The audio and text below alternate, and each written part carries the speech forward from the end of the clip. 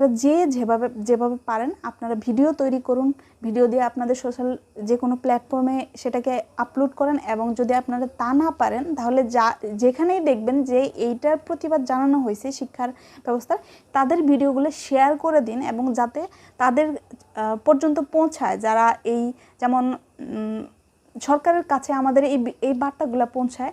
Already অভিভাবকেরা 8 দফা দাবি করে মানববন্ধন করতেছে। তো এর সাথে আমাদেরও উচিত, আমরা প্রত্যেকটা অভিভাবক, আমরা যদি আমার সন্তান না থাকতে পারে, আপনার সন্তান না থাকতে পারে, কিন্তু আপনার তো ভাইয়ের সন্তান আছে, কিংবা আপনার কখনো কখনো সন্তান হবে।